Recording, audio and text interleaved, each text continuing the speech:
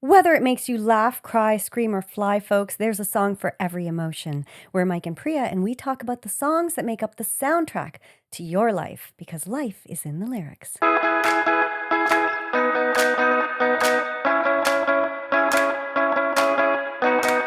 Hey, little listeners, how's everyone doing this week?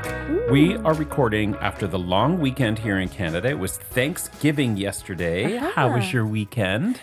It was good. It was pretty quiet. I had friends over on Sunday. I was hosting on Sunday evening, but I had several other plans that all one by one fell through. Oh. So, but that's okay because Danielle was out of town and it was just Kaya and I. And sometimes it's kind of nice. I feel like Kaya bonds to me more when it's just the two of us. Yeah. So we went on like a really long walk. We went into Valley for like an hour and we just had a couple of nice walks that day and just kind of, doing our own thing. So it was really nice.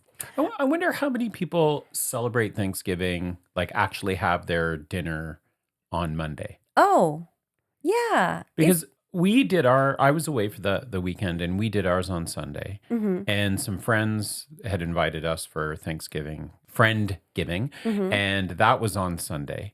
And most of the people that I was talking with at work were saying, oh yeah, we celebrate on the Sunday.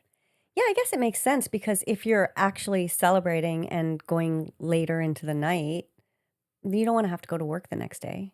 So the next day sort of becomes like Boxing Day, right? Where you're just chilling. What'd you do on actual Thanksgiving then? We went to Melissa and Daryl's and it was a big family event.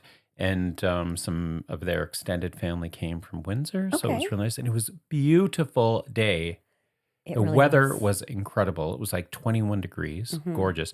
So Dawn and I and Reva went out to my mom's in Port Dover. And we went out there on Saturday morning. And so she wasn't at the dinner yesterday? Yeah, we went to my mom. Well, my mom lives near Melissa. Okay. So we went to my mom's. Okay. And we stayed there Saturday night and Sunday night. We came back yesterday.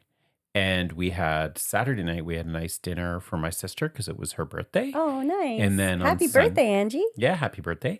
And then on Sunday, we all went to Melissa's for family Thanksgiving. So there I thought you said you had a Friendsgiving dinner. No, we were invited to a Friendsgiving, but we couldn't go because we were at a family one on Sunday. Right. Okay. And then you have something to tell me about the car. So this is the thing. So if Mike texts me, and if I don't respond within an hour, he's like, are you not responding because such and such and such? Or hello? Meanwhile, I will text him something rather important like, hey, what time are we recording on Tuesday? Can we set a time? And it will be, press that goddamn crickets button. Crickets, crickets, crickets. Yeah, not just for that day, not just for the next day, but for like 3 whole days to the point where I had to then say, Jesus wept. I did not say Jesus wept. I said, do you really not have 10 seconds to reply? Yeah. And then he got back to me with a blah, blah, blah. I had blah, blah, blah. And then blah, blah, blah happened. So tell me the story about your phone. Huh. Wow. Okay. Well, let me just digest that little rant there for a second. That was all truth though. It was right? true. Okay, Yeah. But you tend to text when I'm busy. And then on the long weekend. Yeah. I got family stuff that I'm doing. We're busy spending time together. I don't have time to be texting people back. All right. Continue. That's fair. Sure. But that being said, I am a terrible texter. I am the worst. I am the worst texter. When people text me, it does take me a long time to get back to them. Yeah. It is. That's my bad. And I will try to do better. It's funny that you mentioned this because I was thinking about this earlier today. Was it early? Yeah, earlier today I was thinking about our episode and I'm thinking, she's probably going to give me shit about not texting back. And it's going to be one of those things where I'm going to have to mea culpa and say, I will try to do better. Okay. I am the worst, though. I'm terrible at texting. Yeah. I hate it. I know. I'd rather talk on the phone. So would you rather I call you on the phone? No, because you call, like, you text me in the middle of the day or you text me on when the I'm in long a meeting. weekend? I'm sorry, on the long weekend I couldn't call you either?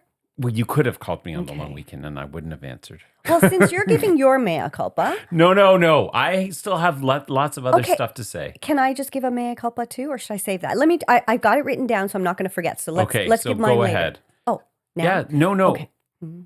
No, so What's happening? I don't know. What is happening? Let me go. Continue. Okay, so yes, we went away for the weekend. We rented a car. Yes.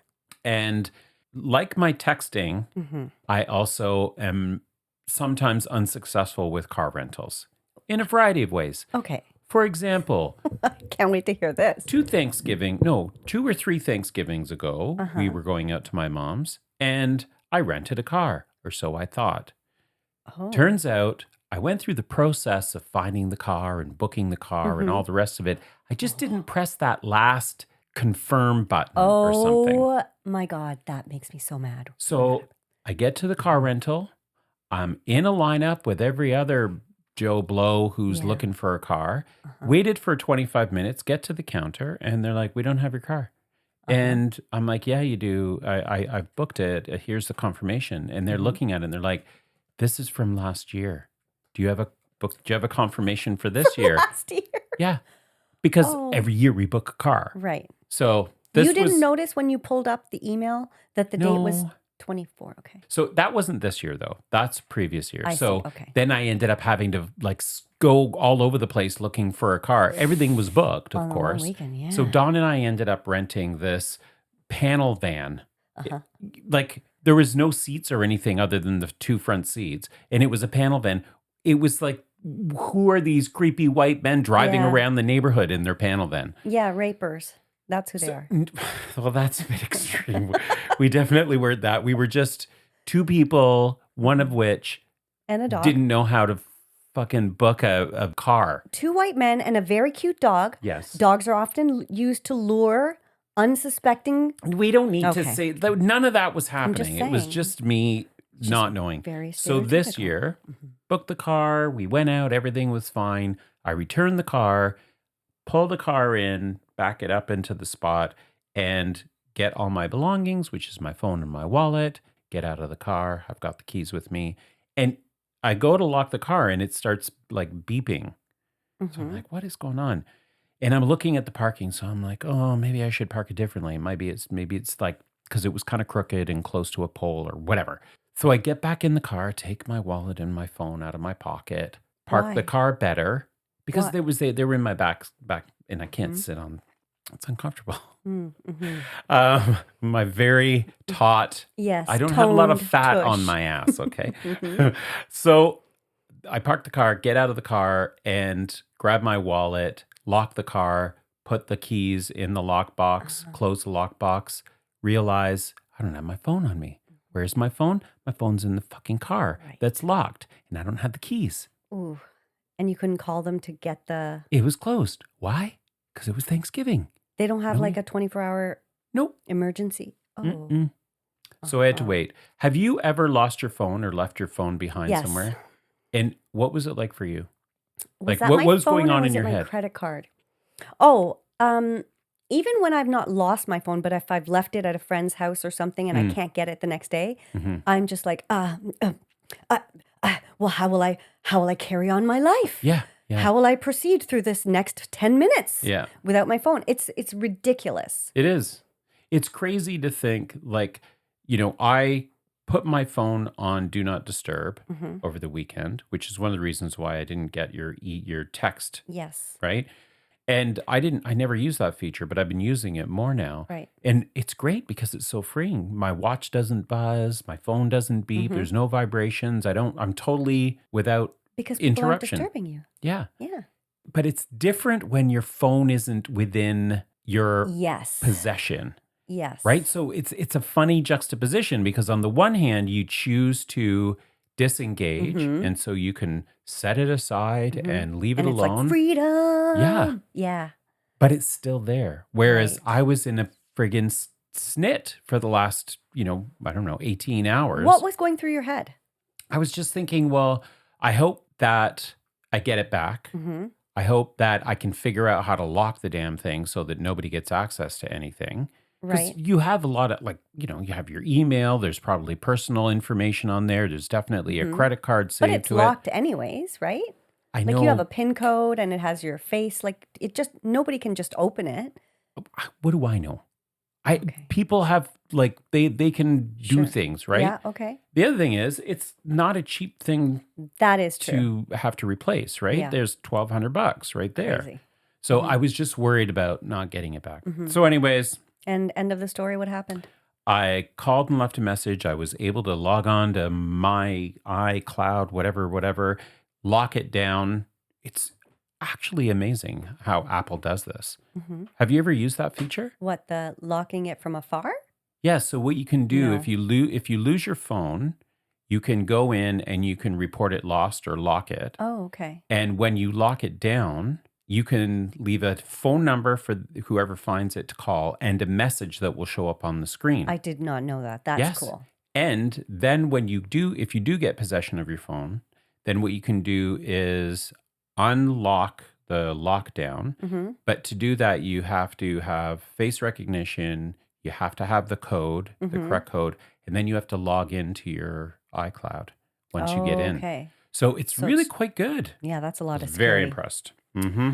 Um, So that's my story. okay, well, your story about the whole car rental situation, a couple of different aspects of it, just is so coincidentally reminded me of a movie that I just watched again last night with Danielle, Hmm. Planes, Trains, and Automobiles. Oh, yeah, yeah. Okay, do you remember the car rental scene? Vaguely. So he has been dropped off by this bus Hmm. to his car.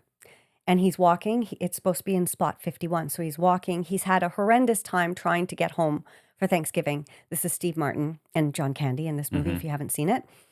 And so he goes and he's walking and he sees number 49, 50, and then 51. And he looks at the spot and it's empty. So there is no car where there's supposed to be a car. And of course, the bus is all the way already leaving. So he's running after. He's like, wait, I have to get back. And the depot is like 2 miles away. So he has to walk all the way back in the snow and slush. And by the time he gets there, he is so pissed off. And he goes up to the counter and the woman's on the phone. She's on the phone with her family. She's like, oh, well, I'll be home by 5 o'clock. Oh, that's so funny. Gobble, gobble. And then she finally hangs up after like a minute and a half on the phone when there's a lineup of people. And she goes, may I help you? And he says, yes, you can. You can start by wiping that fucking smile off your fucking face. And then he goes on a rant about what is happening. He's like, I just had to walk through fucking. He must say fucking about 17 times in 2 minutes. And she's just like, oh, I don't like the way. I know it sounds Indian. I'm trying to do Minnesota, but Oh. I don't like the way you're talking to me, sir. And then he says something else. And she says, can I have your booking form? He goes, I threw it away. And she goes, oh. And he goes, what? You're out of fucking luck or something. And it's just so funny. Yeah. That's what happened. I was in a bit of a dither for the Yeah. last 18 hours, but I got my Wow. phone back. Moral of the story, it's all good. Yeah, all good. All Yeah. good. Yeah. Hmm. I have one thing extra to say about my Halloween, my Thanksgiving, which is that, did I give this rant before about strawberries? Did I talk about strawberries going bad? Like you buy them at the store and they No. look perfect. I don't think And so. so Conrad and Jen and I, when we went to Michaela's concert, we met for dinner early because you were at a work event. So we were talking as we were walking to the restaurant, and somehow the topic of strawberries came up. And I was like, strawberries are ridiculous. By the time you get home, a perfectly beautiful package of strawberries is already gone bad. And so they're like, you should write that as a rant. You should rant about that on the podcast. So I'd written it down and I hadn't actually Oh, gotten was to that it. the rant that you couldn't remember? No, Okay. that wasn't. And that's the thing. There were 3 or 4 things that came up that night. But the most important one, none of us can remember. So my friend Mira brought over fruit because I was going to make like fondue for dessert. So she was going to bring strawberries, raspberries, and bananas. So I'm getting all the fruit together and I open up her strawberries, which are organic strawberries, and I look at them and they're all bad. And I said, oh, Mira, I'm really sorry to tell you that the strawberries are bad. She goes, what are you talking about? I just got them yesterday. And I said, yeah, that's how strawberries are. They're the stupidest fruit ever. That's all I have to Is say. that all you have to say? That's it. Okay, well, Is it mea culpa time? yeah, you Priya culpa. culpa time. Priya culpa. Okay. I was just listening to last week's episode on the way here in the car. And you know, folks, little listeners, if you have been listening, you will know that I have said several times, I'm trying so hard not to talk too much. And I am failing miserably. Miserably, I tell you. I was just like, stop talking. Now let Mike talk. Now let Mike Priya, let Mike get out. Fuck's sakes. Do you know that there are parts of that episode? Oh my God. There are chunks of it that I cut out of you talking because you cannot stop. You're like, I've got something else. I got something else. I can't. I edited chunks of you out and you're still finding that you talk too much. Yeah. It's a problem. It's a problem, guys. I'm going to try. So this is a test for me today. So that episode, little listeners, that's the one that we did about the Life of a Showgirl, Taylor Swift's new album. And as I was editing that episode, the number, this is my own mea culpa, the number of times that I completely misnamed a song. Really? Life of Ophelia. Did you not catch me saying that? I did not. Yeah. As I'm editing, I'm like, what am I talking about? That's not even the name of a song. Oh, but you know, it's interpolation. Interpolation. Yeah, exactly. Two songs. Exactly. Yeah. Oh I my also God, that's funny. messed up something else. I was going on about how, this song reminds me of this and this song reminds me of that. I'm like, these songs don't relate. Like, what am I talking about? Oh, I didn't catch that. I think Yeah, some of my, comparisons are completely off. maybe I haven't got to that part yet. Okay. I've got like 15 minutes left in the episode to listen to, so. Yeah, it's a doozy. Yeah. Anyways, well, it was fun to do. And little listeners, we hope you enjoy that episode. We do. Let us know what you think. How can you let us know? Oh, what perfect segue, Mike. Yeah. Well, you know what? They have two methods. Yeah. These are brand new. Brand new methods. They can either slide into our DMs at the little podcast. Yeah. That's LIITL. Or they can email us at lifeisinthelyrics@gmail.com. I got it right on the first try. Yes. Yes. And sliding into the DMs, though, Yeah. you have to say Instagram.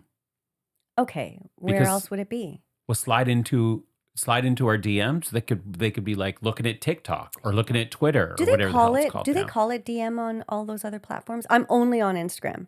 I think DM is a common term for Okay. any sort of All like, right. direct message. Well, we right? only have the one social, even though Mike Yeah. used to refer to it as our or socials. socials. Yeah. We have the one social, Our and one that is social. it's the gram. Yeah. We only have the gram. Yep. Yep. So we look forward to hearing from you. Yeah, especially from people like Conrad, who maybe aren't fans of pop music, A, or Taylor Swift, B. If you have listened to this album, what did you think? Yeah. Yeah. Or Jason, our super fan Jason. Is he not a fan of I Taylor don't Swift? know, but we might find out. We might find out. I hope Yeah. so. I'm enjoying Jason's Yeah. comments He's and commentary. a good guy. Yeah, I'm and you know liking him. what? We'd enjoy all of your comments just as much because we just like feedback. We do. And even if it's cutting me down, you know what? I love a good roast of myself. Oh, yeah, you do. So We've bring it talked on. about that in Bring an it on. episode. Yeah, All right. Well, speaking of episodes, let's get on with it, shall we? we shall. When I say call, you say answer. Call. Answer. Dis. Track. Yeah. Oh my God. This week we're talking about call and response songs, also known as answer songs. And in some cases, as I realized, they're also known as diss tracks. I did not know that. Well, we're going to In my extensive research, in your as you I always did do. not know that. We are going to discuss that. Oh, well done. Thank you, thank you, thank you, thank you. Slow clap. Yeah, okay. Okay.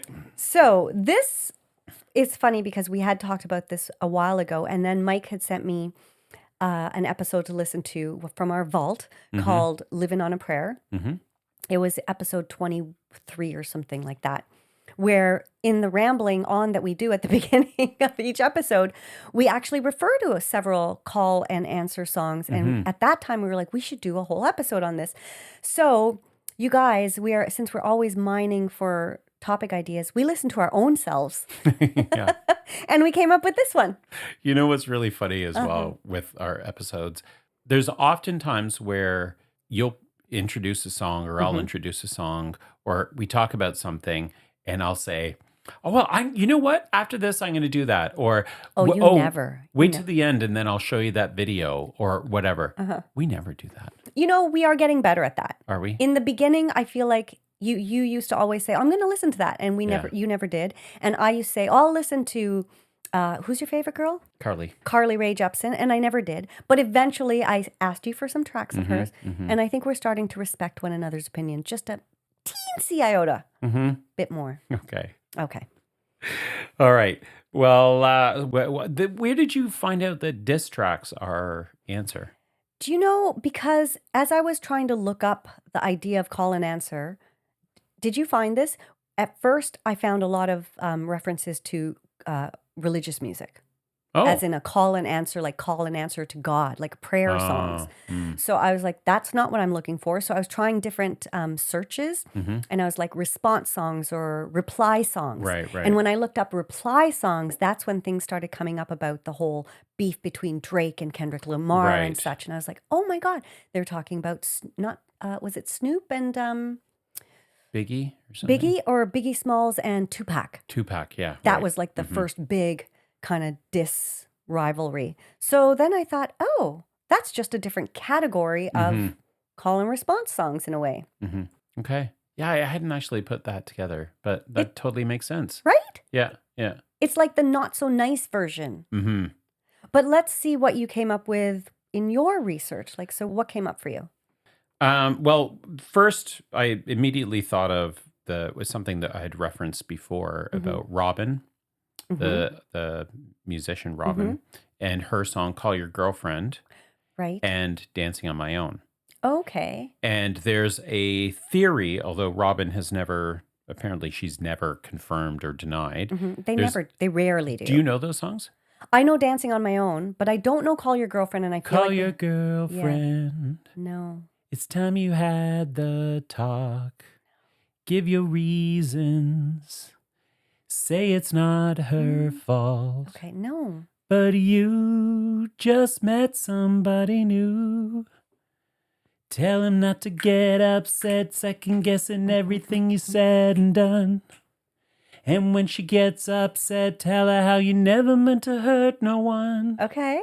So it's a very narrative song, and it's about the perspective of a person who is telling this guy or girl to call their girlfriend and tell them that you've met someone else.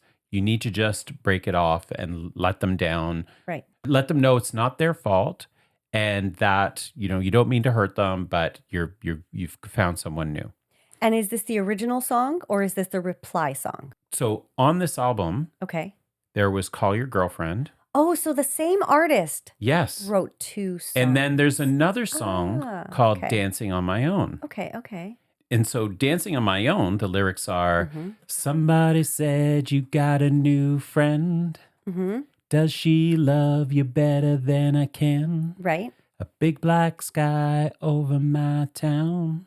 I know where you at. I bet she's around. Yeah, I know it's stupid. I just gotta see it for myself.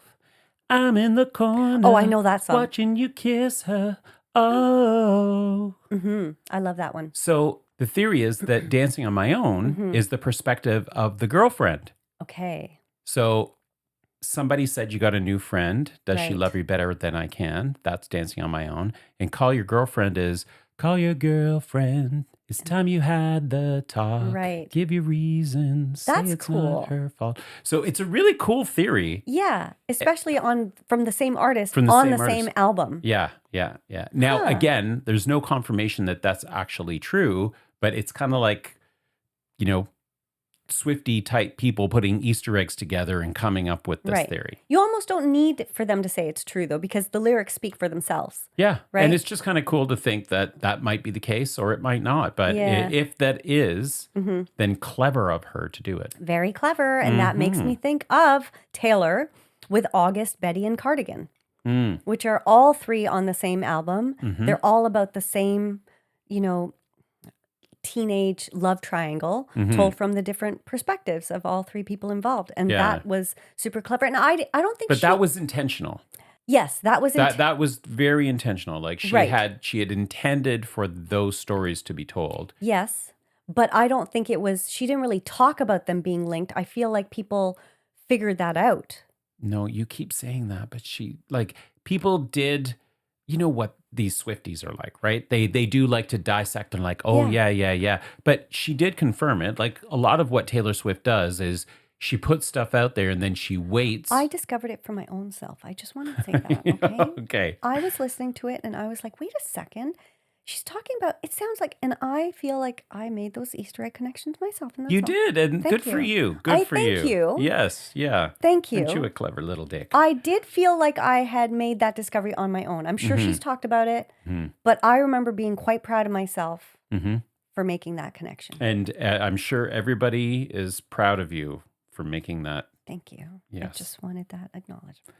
Okay, well, if we're going to go down this little road of those sorts of call and answer, something that came up in my extensive research was a Britney Spears connection that people are making. So, Baby One More Time and Stronger. Okay. Do you know those two? Well, of course, I know those songs. Hit me, baby, one more time. And then, 'cause I'm stronger than yesterday. Nothing's nothing away. My loneliness ain't killing me no more. Right? My loneliness ain't killing me no more. Does she say that in? My loneliness is killing me. Oh, yes, of course. Yeah. Oh, that's clever. Now, that was on a different album, though, right? Yes. Yeah. Mm. So that's another kind of, not necessarily call and answer, but if we're going to take songs that are making these connections, those are some of the connections that people are thinking of. All right. Well, that I did not come across either of those two. So that's those are both news to me. Those are both news to me. That's not proper English. You know what I'm trying to say. That's news to me. That's news to me on both of those. Now, I was looking up mostly different artists responding to a song from another artist, right? And so some of the oldest ones I found were the Beatles and their song Back in the USSR as a response to California Girls and Chuck Berry's Back in the USA. So what it says was McCartney's singing was based on Jerry Lee Lewis's style of singing, while the bridge features a very Beach Boys style celebration of girls from various parts of the USSR, a parody of Chuck Berry's Back in the USA and California Girls. So you know the song California Girls. Sing these songs. The Midwest farmers' daughters really make you feel all right. And the northern girls, with the way they kiss, they make their boyfriends warm at night. So it just goes through all these different girls from around. They all could be California girls. Yeah. Right. And so the chorus or a verse in Back in the USSR, I can't sing that part of it, but it's like the Ukraine girls really knock me out. They leave the West behind. And Moscow girls make me sing and shout that Georgia's always on my mind or something. Oh, so it's directly kind of referencing, I can see that. Right? And they got a lot of flack from it because nobody was a huge fan of the USSR back in those times. Back in the USSR is given from the POV of a Russian spy upon returning home to the Soviet Union. Okay. So that's why he's like extolling being back home from the USA, even though they were, I think this was sort of like Cold War era times when it wasn't good to be pro USSR. Okay. And where does Chuck Berry fit in all this? Well, some of the other, his song was called Back in the USA. And so it's talking about patriotic sentiments about the U.S. And so they called their song Back in the USSR Okay. about a guy going back from the U.S. to the USSR. Right. So it's sort of like Okay. a response to two different artists and two different songs, Mm-hmm. which was kind of interesting all in one. When did that come out? Oh, so that song came out in 1968. 1968. Back in the Okay. USSR, yes. All right. Also, that song was recorded without Ringo Starr as their drummer. Because Ringo left the group for a short time there. I don't think I knew that. And they just used some pre-recorded. You're such a big fan. I know, but I'm a fan of their music, but I'm not a fan so much of all the lore around all these artists, right? So I was like, oh, I didn't know he had left the band. You weren't following him on Instagram On the that gram. time. No, I wasn't. Actually, I wasn't even born yet. That's true. I wasn't born yet. 1968. Even you weren't born yet. Yes, I was in gestation. Yeah, you were just about to pop. No, I was no, because I was born in June, 1969. That's what I'm saying. So you're just getting ready to pop. If it after was 1968, Okay, well, 6 gestation months? and all. What month? Oh, well, let's not go there. Nobody's interested in this. Okay, shoot me another one that you got. Well, when you were looking, were you surprised at how many Jolene response songs there were? That was the first thing that came up. Well, and because you mentioned this before, and you used, I think it was called That Girl or something like that. What was her name from the? Don't ask me to remember. What was the name of that group? She's the lead singer of that group. No Doubt? No. She's the lead singer of that group. Jennifer Nettles. Oh, right. I can't, you're like, I can't remember. You played the freaking video for me. How could you not remember? When was this? Was this more than yesterday ago? That's how I don't remember. You made such a big deal about how you thought it was so cool. And that I said my piece and I moved on. That's been packed away, tucked in a drawer. In the vault. Done. Well, when we were doing the call and answer, because I think that was when you mentioned we should do an episode on call and answer because it came to that conclusion. It was a great idea. And it was a great idea. And here we are. So when I was looking up, I immediately went to see, okay, what are call and answer songs to Jolene? There's a long list of them. I know. That's why I didn't touch on it because I was like, this could be a whole episode in itself. But tell me some of them. Okay, other than that one. So Jennifer Nettles, 2013, that was the earliest one I could find. Okay, so she was kind of like the first one to do it. And Jennifer Nettles, she's lead singer of... oh, God. I do know this. She's lead singer of the group that Taylor Swift, they sang a Taylor Swift song. Oh, yes. Sugarland. Sugarland. Yes. Yeah. Babe. Yes. Why did great you song. do this, babe? And really that's blew this, babe. Yeah. Babe. Yeah. And then in 2017, there was another one that was released, and this was by a country artist named Cam. Okay. And the song is called Diane. And it's from the perspective of the other woman. Okay. And it's an apology kind of song. Yeah, I think I read that. Is that like the apology every wife wishes she would get? Yes. Yeah. Yeah. Do you have any of the lyrics? So that was 2017. I don't have any of the lyrics, sorry. But then there was 2020, and this was a song by, I don't even understand. It's the band is called WHT.RBBT.OBJ. That's the name of a band? Yeah. And I found it on YouTube. Okay. I found the song. And it's more of like a rock vibe. But it's called Jolene's Reply. That was 2020. And then 2021, You Can Have Him, Jolene, by Chapel Hart. Okay. And Chapel Hart is a country artist. And one of the reviews said, lyrically, the song continues on that love triangle theme of Jolene, with the female narrator offering her male partner to the titular Jolene while warning her, when you think that he's in love, he'll surely leave like he did me. So again, another kind of take on the whole cheating. Lions and cheetahs. Lions and cheetahs. Yeah, Yep. And yeah. if you haven't listened to that episode, that was from last year's Valentine's Month episodes. So I thought, though, it was really kind of interesting that these artists Mhm. are picking this song, Jolene, and choosing to have different takes on a response song to that. Yeah. So, there is the woman who was apologizing, Right. that apology that all women, deserve to hear. Mhm. Then, this one with Chapel Heart, totally opposite, was like, you can have him because the Yeah. guy's a, you know, Yeah, if he jerk. cheated on you, he's gonna cheat on me too. Yeah.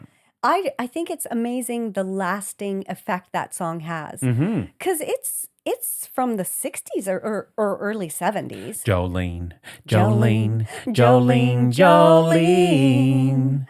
Please don't take my man. Something like that. I'm begging of you, please don't take my man.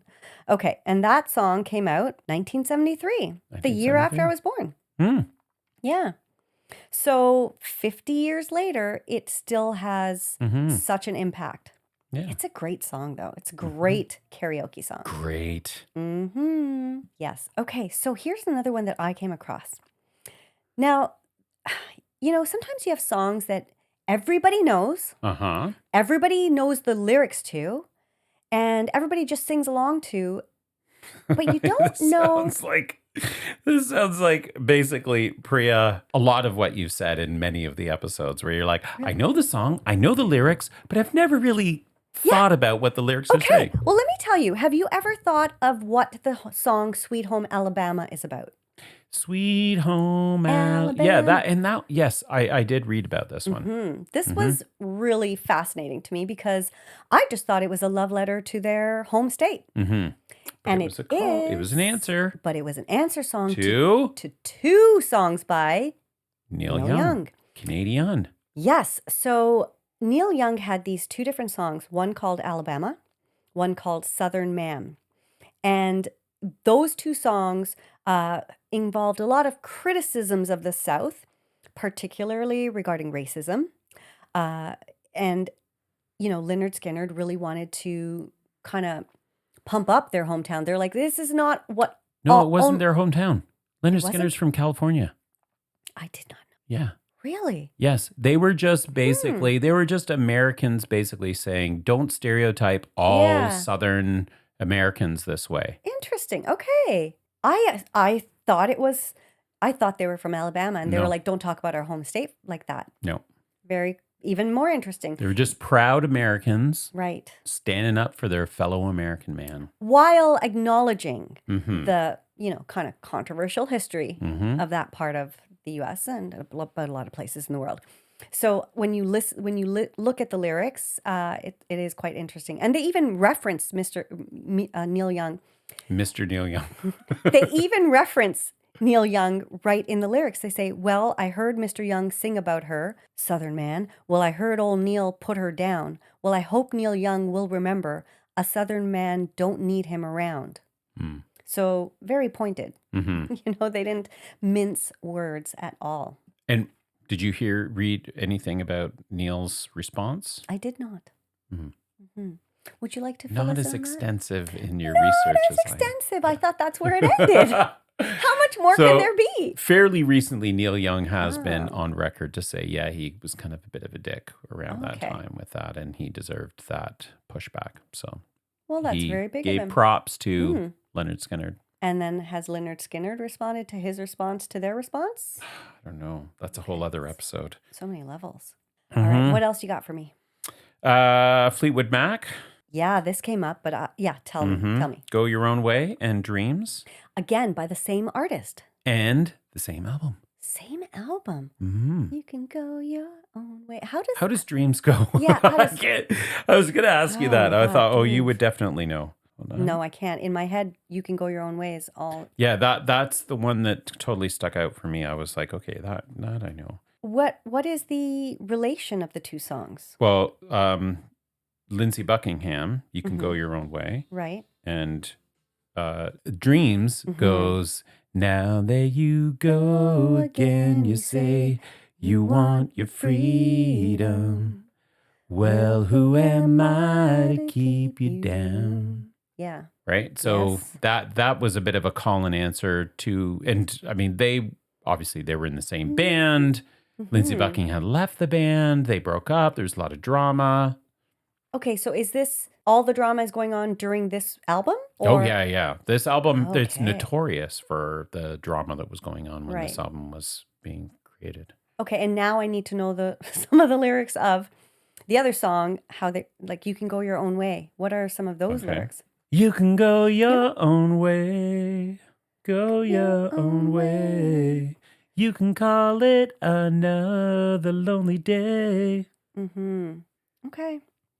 Yeah, that is pretty interesting that that artists would think of two different sides to a story and write those on the same album. Like I can understand you write a song and then afterwards as you're listening to it or playing it in concerts on tour that you would think, "Hey, you know what? I have another angle to this." Mm-hmm. But quite cool that they would come up with that.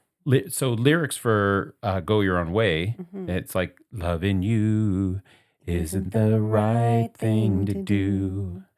How How can can I I ever ever change change the things? things that I feel, Okay, or something something like like that? that. Yeah. Yeah. But I do wonder, and maybe there is stuff written about this. I think I might look that up because I do wonder how, because there's so much notoriety around the tension with the dynamics of this band when this album was being created. Okay. I wonder how they landed on what songs to include and what it was like to sing those songs Hmm. in the studio when they're clearly about people that are in the studio with you Right. singing that song.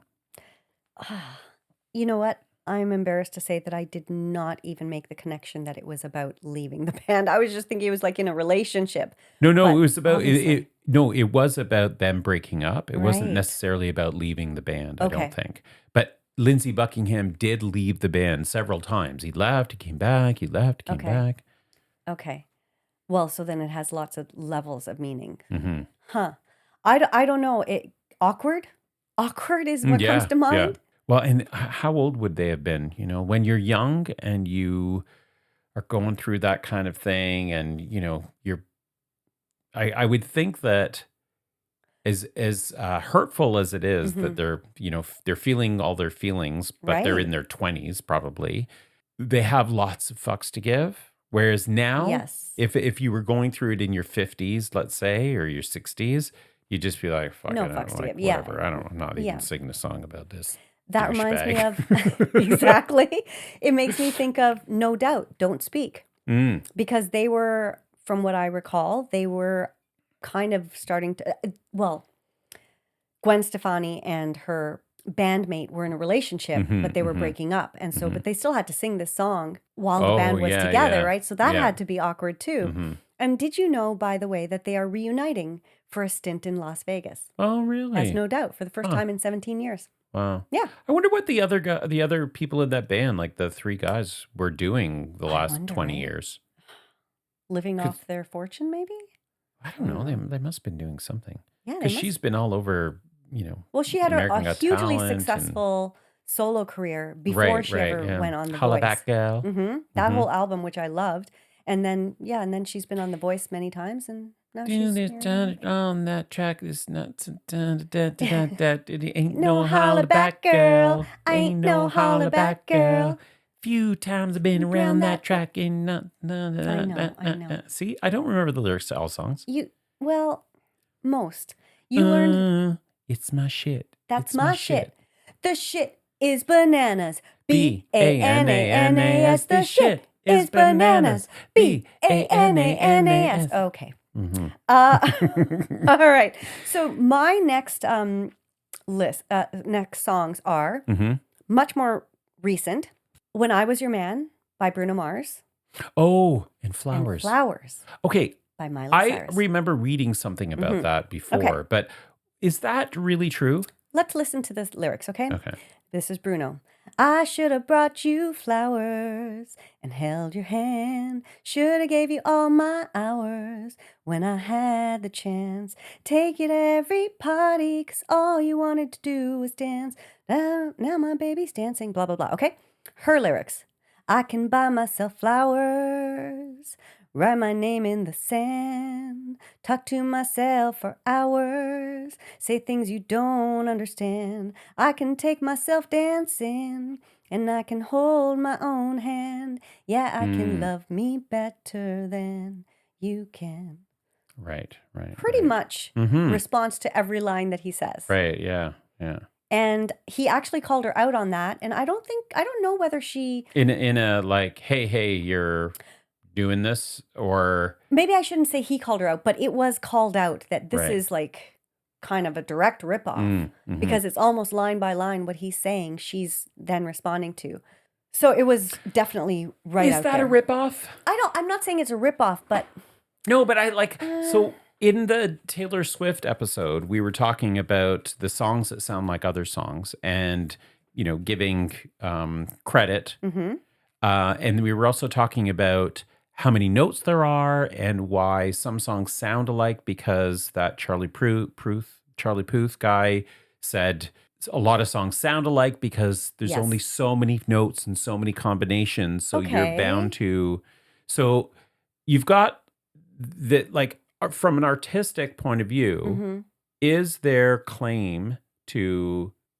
Well, I guess what's the responsibility of the artist? Do they have to say, "Oh, this song, there are going to be lyrics that are going to sound like I'm responding to this other song"? I don't know. I think maybe, I mean, why wouldn't you say that though? Yeah, but what if If you're not? What if it's like you're just singing? it does feel like it's very direct. He says, I should have brought you flowers. I can buy myself flowers and held your hand. She says, I can hold my own hand.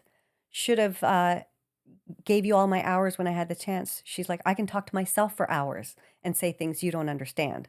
Wish I had take Has you to she every party. I can take myself dancing. has she responded?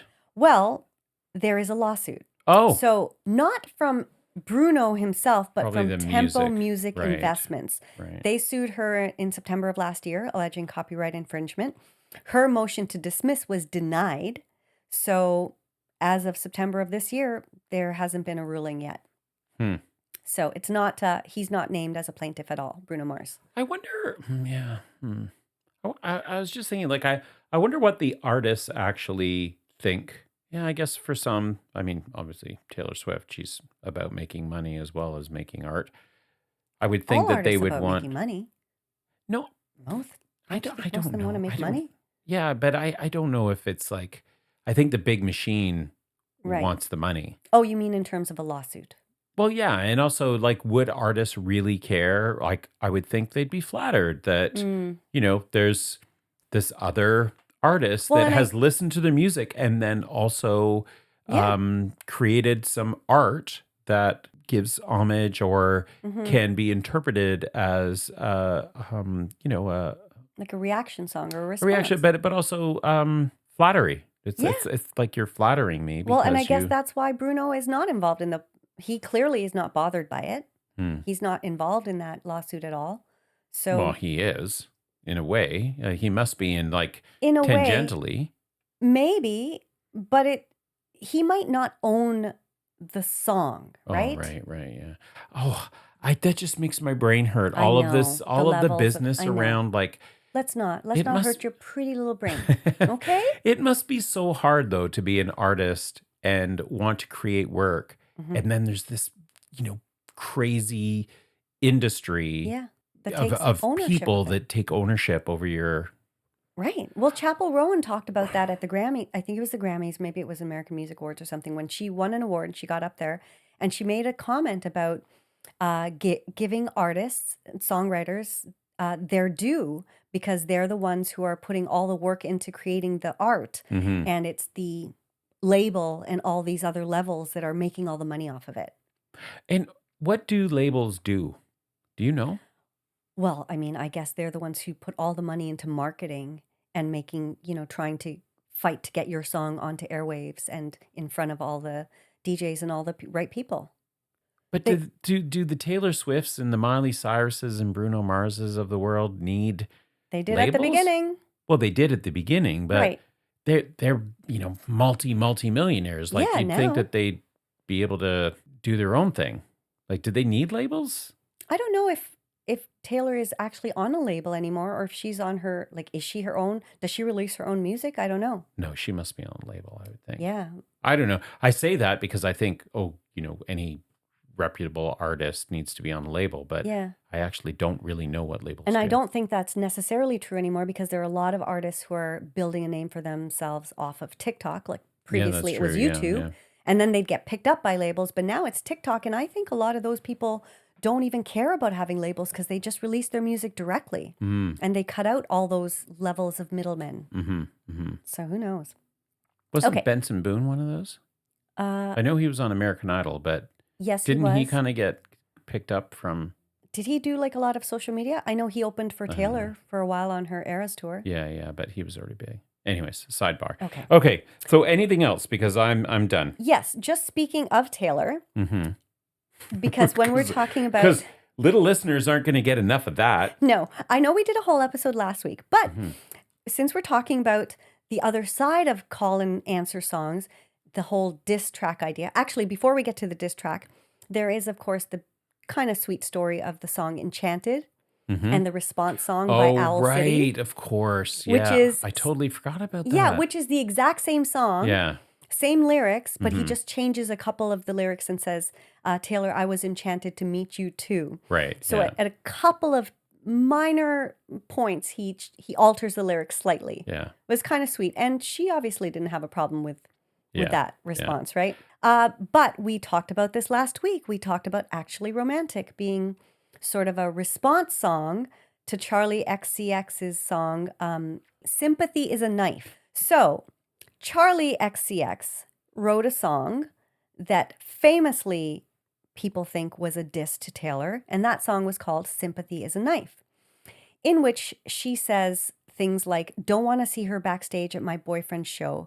Fingers crossed behind my back. I hope they break up quick because I couldn't even be her if I tried. I'm opposite. I'm on the other side. Yes, yeah. So I don't know if that's about Taylor, but people seem to pick up on it because Taylor was going out with Maddie Healy at the time, who was in a band with Charlie's boyfriend. And then, of course, Actually Romantic comes out a week and a half ago, and everybody's like, this is her response song to that diss track. So what'd you think about that? Well, I also saw an interview with her where she talked With Taylor about... or Charlie? Yeah, Taylor Swift, where she talked about that album. Here we are doing Life of a Showgirl again. I know. But she talked about how this album was really about what was going on in her life at that time while she was on the Eras tour. Okay. So this is like a snapshot of a particular moment in time. Right. Now, I mean, obviously she's still in love and she's engaged, blah, blah, blah. But that was going on. And so, I mean, I don't know. I think it's all very high school, to be honest. It's all a bit like... And then I also saw a clip of Charlie XCX where she's doing a selfie video where she's talking about how this industry is so weird because the public expect you to be best friends with everybody who's a star. And that's just not the case. You just don't have things in common with everybody. And there's this pressure that you feel as somebody who's quote unquote famous to be best friends with all of these other people. And that's just not the case. So I don't know if like that was her way. And this is a fairly older video, I guess, when she first released 360 and that song was being connected to Taylor Swift. I think that was her response to the question of whether, like, does she hate Taylor Swift? And it's like, my take on it was she's not like saying that she hates Taylor Swift. What she's saying is there's somebody that's in my orbit that people have this expectation that we have so much in common or we're expected to be best friends. Right. And I could not be more opposite of who this person is. Right. And it's not because I don't like her or whatever. It's just we're two different people. We don't have similar interests. We're on different, we're in different trajectories or paths or whatever. Industry too. Yeah. Like they occupy very different areas of the pop world. Like Charlie XCX is very gritty and kind of, alt pop maybe. I don't know what you would call it. Punk pop maybe. And Taylor is more kind of American Princess kind of pop. But I don't know this song, Sympathy is a Knife. So I looked up the lyrics, and I think this song is actually pretty kind of sad. It's really about how insecure she is. Totally. Very insecure. That's what she talks about in this video. It's like she's like, and that's something apparently that's come up before with her is that she does sing about that. Like she's been around a long time. Like Charlie XCX is not new to the music industry. She's been out for a long time. She has gotten more, like 360 got a lot more airplay, and that became more mainstream with the Apple song and the whole TikTok thing or whatever the video was people were doing. Yeah. But I would think that a lot of people, I mean, Taylor Swift definitely, a lot of people in that industry have to have huge insecurities. I'm sure. Especially constantly being judged. If you are compared to a certain person who's at a completely different level. Or not to mention that like how competitive it is and how, like these award shows and these accolades are all like you're ranked. It's the whole industry is, built to, chip away at your ego. That was my last one. There are, of course, Taylor probably has several call and response songs. There was one suggestion that her song Dear John, which is rumored to be about John Mayer, that he wrote a response song called Paper Dolls or Paper Doll, but he later said that it didn't have anything to do with her. You never know, but there seemed to be a lot of diss track type of songs going on. So I think more so than the type of call and reply songs we originally planned this episode to be about. Yeah. Which is really kind of just a whole different side of the industry that's like, why can't you guys just like go on your own careers? And if you have your beefs, like, why do they have to be public? It's beneath you all, isn't it? Isn't it a bit beneath you all? But if you're going to come at somebody, then I think Taylor's response, and I know you think it comes on vicious, but it's precious, adorable, like a toy chihuahua barking at me from a tiny purse. That's how much it hurts. It's a pretty big diss. Yeah. And that's all I have to say about that. That is actually all I have to say, Mike. Yeah. Mike is famous for telling me that every time he says, okay, should we wrap this up? I said, yes, but I have one more thing to say. I just want to say one more thing. Yeah. But this time, that's it. Zip it. All right. So should we wrap it up? Let's do it. Let's do it. All right, little listeners, thank you very much for listening to this episode where we talk about call and answer songs. Yeah. And if you have thoughts about this episode, you already know how to reach us. But you can reach us again by sliding into our DMs at The Little Podcast, or you can email us at lifesinthelyrics@gmail.com. Yeah, okay. Bye. Bye.